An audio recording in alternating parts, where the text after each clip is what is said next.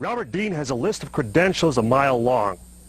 He served 4 years from 1963 to 1967 at Supreme Headquarters Allied Powers, Europe, the military arm of NATO. He was an intelligence analyst with a cosmic top-secret clearance. Well, Don, it began for me in 1963 when I was assigned to the Supreme Headquarters Allied Powers in Europe. I arrived in the summer of '63 and I was assigned to the Operations Division. I was further assigned to what we call SHOC, the War Room, the Supreme Headquarters Operations Center. And at that time I was given a cosmic top-secret clearance, which was and still is the highest level of security access that NATO has. When I was assigned to the War Room, I learned that a study had been initiated in 1961, and everybody was talking about it. They were gossiping about it. And the subject was UFOs, and that intrigued me a bit. When that study was concluded in 1964 and it was published, and I was still working in the War Room at that time, I had access to this document. I had a chance to read it. And having been exposed to it, I must tell you honestly that my life has never ever quite been the same. Because I read first-hand reports, verifiable NATO military material that indicated that the UFOs were not only real, but they represented something far beyond anything I had ever imagined before.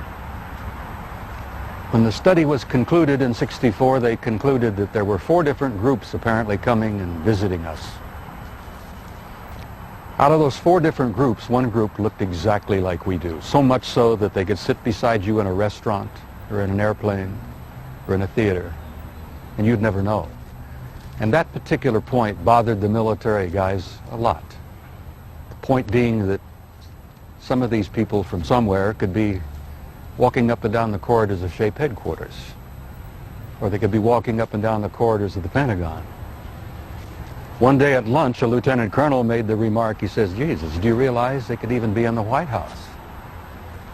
And there was a little forced laughter at that point, I remember, because a lot of us over the years have had some misgivings about the occupants of the White House. But the point I'm making is that the idea that aliens could be here in our midst bothered the military, because if you're not paranoid when you go into the service, you're certainly trained very quickly to be so. It's the nature of the military mind, I think, to be paranoid. But that was only part of the story. The SHAPE conclusions in '64 were that there were 4 groups that we knew of. They were apparently interplanetary. Some very likely were interstellar. They even concluded that some of them could be intergalactic. When I retired in 1976, many of our military people knew at that point that we were not simply dealing with visitations from people from other planets or star systems. They had concluded by '76 that some of these visitors very well might be multidimensional in their source. The evidence that we had collected and the evidence that they had repeatedly demonstrated to us, and that's no accident. It became very clear after a time that there was a program or a process of some kind underway, that they had demonstrated over and over and over again that they apparently were able to manipulate matter and time. Now this really shook up our scientists. There are a lot of new young scientists in particle physics today who talk about multiple dimensions.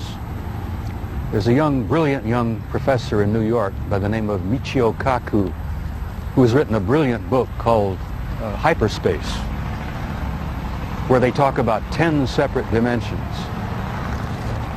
I'm not enough of a physicist to try to explain to you what a dimension is, but the idea that there could be intelligences from somewhere else, from other dimensions, coming and going into our reality.